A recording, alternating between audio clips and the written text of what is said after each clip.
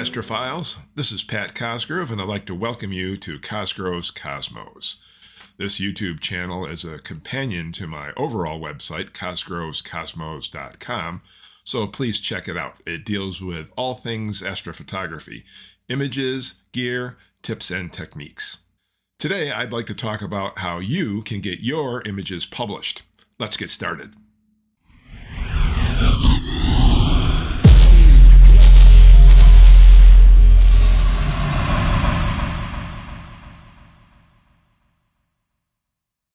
Budding astrophotographers are typically very eager to share their work with family and friends. And they should. I mean, why not? These are fascinating glimpses into the universe. And at some point, you might start to think about getting published. After all, being published in a major astronomy magazine is the ultimate form of sharing. And it's also a point of validation, saying that your work is good enough that it should be shared on the broadest of scales. I can tell you, you certainly won't be doing it for the money. Most astronomy publications do not pay for the images that they publish that you submitted to them. The one exception to this is Astronomy Magazine, which does pay a $25 stipend for each image. I've had a few images published now by Astronomy Magazine, and I tell my wife if I can just get 1,000 more images published, I think I can pay off some of the equipment I bought in order to take these images. To be honest, I feel a little strange in creating this video. After all, I just started my astrophotographic journey a little more than 3 years ago, and I just started submitting images for publication about a year ago. So who am I to be pontificating about how to get your images published?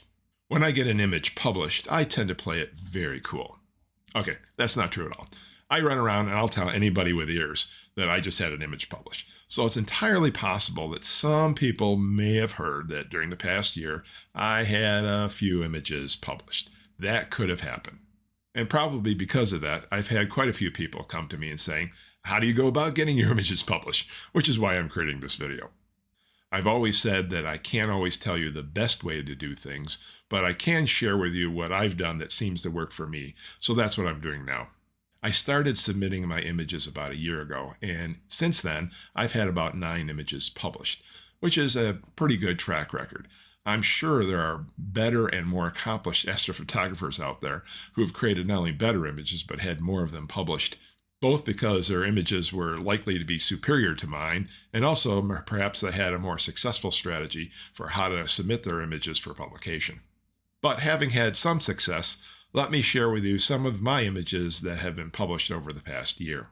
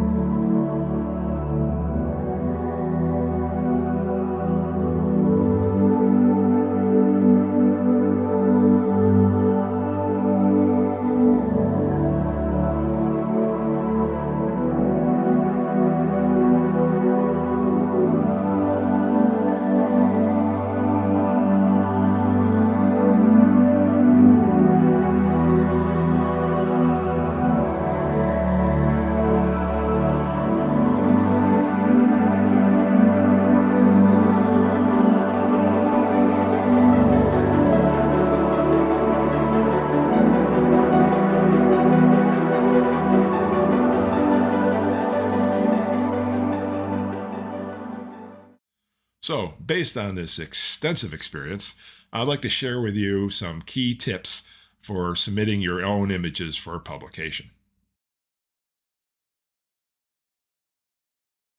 Wait until you are getting good images. This one sounds pretty obvious. When you're first starting and you're first learning, your images will not be publishable. What I'm trying to suggest is, don't send images like this. Rather, wait until your skills have grown and your experience has grown. Then you can start to submit images that look more like this. As a beginner, it may take some time to get your images to the quality level that makes them suitable for submission. Be patient. Really work hard to get your data collection skills where they need to be. Work on getting good and solid calibration files. Work on your processing skills so you can take the data you're collecting and create the best image you can from them. Finally, Look at the magazines that you'd like to submit images to and see what's being published. Compare them to your images. If you think you're in the same league, you might be ready. You can always submit your images before they're at the quality level they need to be for publication. But frankly, doing that probably is a waste of your time, and maybe worse, it gets your name associated with images that are subpar in the minds of the editors who see your submissions. So it's probably best to wait till you feel like your quality level is where it needs to be for you to start submitting those images. Send only your best stuff. We talked about waiting until your images were pretty solid, that you had the kind of quality level that you should have in order to merit submitting them to publications. But even then, it's best to only submit the images that you're particularly proud of, the cream of the crop, so to speak. It's probably good to take images that stand out from the pack in some way. Perhaps it's an unusual object that most people don't image that would make it interesting. Perhaps it's a unique crop on a particular target that it looks at it in a new way. Perhaps it's an extremely long integration that allowed you to get a wonderful signal to noise ratio and produce a great image. Maybe you did something creative in how you blended broadband data and narrowband data. The point here is you really want to submit something strategically that you think would catch someone's eye, the editor's eye, and be something of interest for them to pull into their magazine. If you've taken an average shot of, say, Messier 31, which is an extremely popular target, why would a magazine editor want to pull that in when he probably gets tons of submissions around that? There has to be a reason for that particular image to be selected. I once had an image printed that was of M13, but I had gone to great pains to make an exceptionally sharp image, and that seemed to catch their eye, and that made it stand out from the pack. So be a little strategic about what you choose to submit.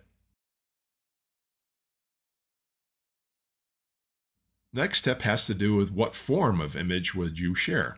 Obviously, you want to lead with your best foot forward. So you want to provide the highest resolution image that you can so that they can get the best rendering in the magazine. So make sure you're doing the full resolution. If you're like me and you often put watermarks on your images, you might want to consider taking them off. I've noticed that on some of the images that I've submitted with watermarks, they've edited the watermarks out. By the same token, I have been contacted by publications asking me to submit a version of the image without the watermark in it. My thinking here is you want to get published, so why put a speed bump in the way of having that happen? Don't give the editor an excuse to skip over your image or realize that dealing with your image will take a little bit of extra work. You may as well provide an image which is ready for their particular use. Finally, you might think about wanting to send the highest quality image, which might be a TIFF image. But beware, if you're submitting by email, TIFF images can get quite large, and you may find yourself getting caught in the internet pipes. You may find images that are kicked back because the payload is too large. I've taken to just using JPEG. That seems to produce a quality level which is acceptable for publication. It makes it much easier to email, and I've never had a problem with JPEG submission, so I think this is probably the most convenient form. Next, you have to determine what publications you want to target for submitting your work. In general, I tend to submit to those publications that I subscribe to and read myself. My list includes Astronomy Magazine, Sky and Telescope Magazine, BBC Sky at Night, Amateur Astrophotography Magazine, and another place I tend to submit my images is the NASA Astrophoto Picture of the Day. So far, I've been published in all those places, with the exception of NASA APOD. I still hope to get something in there yet. In general, each publication has a web page that talks about the process for submitting images for consideration. And I'm going to share a list of those links here, and I'll include them in the drop-down below. If you're going to be submitting using an email address, most of those pages will also have the email that they would ask you to submit their images to. They'll also tell you what information they want you to submit with your image. Typically, this is all the details around how the image was captured and processed. And they also are going to want some contact information for you. But take a look at what they're asking for and make sure you're providing the information that's required. I should also mention that if there's a publication you're targeting that isn't on my list here, they're likely to have a website which will have a page that tells you how to submit images for consideration to their publication. Finally, it's time to craft the email that you're going to use to submit your images. Make sure, again, you know what information they're going to be asking for, and make sure you've included it in the email. If there's something noteworthy or unique about this image, take the time to very concisely point this out. I say concisely because I'm assuming that editors are going to spend literally seconds scanning an image and scanning the information about the image in their selection process. If you send them a great level of detail, they're not likely to read it as they're scanning and trying to identify whether something's worthy of publication. If they choose it for publication, they may in fact go in deeper and read the information more carefully. But I think if what you're trying to do is catch an editor's eye, not only do you have to have a unique and interesting image, but you also have to have enough detail that he can see quickly scanning anything that's noteworthy. I've designed a particular form of email that I typically use for all of my submissions. I'm going to share it here, but I'll also share the text of that in the drop down below. The next step is to actually send the email and submit your images. So I do a draft email for a particular target, and then I pull up the email, I change the email address, I attach the image, and you need to think about that because I have, in the process of submitting to multiple publications, occasionally forgotten to include the image in the email. This is not conducive to publication, so make sure you remember to attach the image to the email. Then finally, after sending it, I keep an electronic notebook of all the images and when I submitted them so that I can sort of track over time what's gone in and what's been acted upon. The next step is to simply wait, and I would encourage you not to hold your breath while you're doing that. I've submitted images that have been published in a matter of weeks. I've had images submitted that were published after 9 or 10 months. I've had images that I submitted that I have not seen be published. I think that's probably a lot of them that I've submitted. Shocking, I know. The point is, all you can really do is submit them and then see if in fact they get used.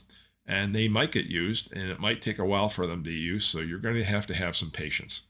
The one thing we do know is 100% of the images you don't submit will not be published. Another interesting point here is how do you even know if your image is selected for publication? This is somewhat dependent on each publication and how they handle things. Astronomy Magazine, for example, will send you a $25 check, and at some point you'll get a complimentary version of the magazine, the print copy of the magazine sent to you, which is pretty nice. Typically, if you get the digital issue, that'll come out before you probably get your check. But the check will almost always show up before the print issue goes out. So that's kind of a hint that you've got something in that version of the magazine and you ought to be going to look at it.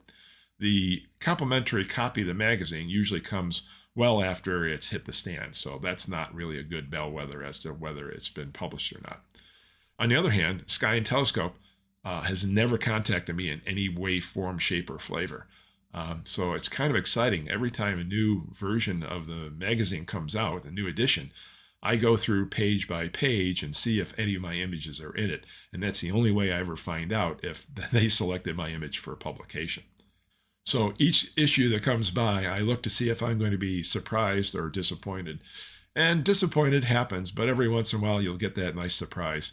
So every issue that comes out, I look at, from cover to cover, and either I'm disappointed or I'm surprised and delighted. You can imagine what it feels like when you get your latest issue of Sky and Telescope magazine. You open it up and you find that your image is now a two-page spread. That definitely gets your juices flowing. Now, BBC Sky at Night, they're actually pretty interactive. I've gotten emails in advance from them indicating they're considering my image for publication in a particular issue coming up. And then they often will ask for either a photograph with my face on it and a quote about the image that they're considering publishing. And that's kind of cool, because then when the image comes out in the print version of the magazine, you'll see your face there and you get a quote with it, which is something that stands out from the other magazines. Now, as far as NASA APOD, since I've never gotten an image in there, I don't know how you find out. I'm still working at that, and hopefully one of these days one of my images will be seen as good enough to make it there. So another thing to consider is put yourself in the shoes of one of the editors of these magazines. They're getting inundated with lots of people sharing some really nice images. Why would they choose yours? Perhaps it's an exotic target that doesn't get imaged very often, and so it's pretty interesting to select something like that and showcase it. Perhaps the image fits a theme that they're working on for a particular magazine or a particular article. I've had a couple of images that were chosen because they just seemed to be good examples of something they wanted to talk about. Perhaps they choose an image because it's technically impressive. It stands out from the others, and they would like to be able to showcase that. I've been told by one editor that sometimes it just depends on what other images they put on the page. They may feel that your image either fits in with that grouping, or perhaps it doesn't. So as they look at the laid out page, that may make the decision whether your image fits or doesn't fit what they're trying to accomplish. The other aspect of this is it really comes down to the whim of the editors. What is it that they see in your image that they decided was worthy? And there can be an infinite number of reasons why they might pick yours. I hope some of these very simple tips help you to get started and get your images before various publication editors, so that you too can see your images printed in publications that you value. Just be patient. It may take a while for that to happen.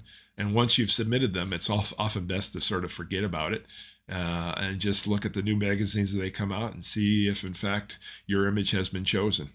This past year, I've been very fortunate to have quite a few of my images published, and that's felt really good. I don't know what my luck will be in the coming years, but for me, the challenge of choosing the target, capturing good data, pre-processing it, and then using what skills I have to bring the best out of that data, that in itself is what drives me. And if I happen to be able to share these images through my webpage or to have them published, that's all just icing on the cake. So I would wish you good luck on your efforts, and I hope to see your images in print soon. I thank you for spending time with me today. I hope you enjoyed this video and found it helpful. If you did, please like it, subscribe to the channel, and ring the bell so you won't miss any future content. It certainly helps support this channel as we go forward. And as always, your questions and feedback are welcome, both on this channel and on my main webpage. So this is Pat Cosgrove signing off for Cosgrove's Cosmos. I wish you clear skies and excellent seeing.